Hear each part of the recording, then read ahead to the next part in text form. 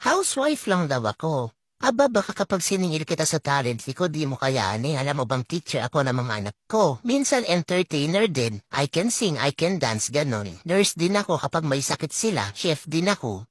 Yaya, housekeeper, dishwasher, laundry woman din. Masahista din ako sa mister ko. Aba, masahe pa ng 500 per hour na. Hanapan din ako ng mga nawawalang gamit. Alam ko lahat kung nasaan. Accountant din ako sa pagbabudget, o diba? Wala pa dyan yung pagpapadede ko sa anak ko. Compute mo nga kung magkano na monthly sahod ko. Eh kung singilin kaya kita,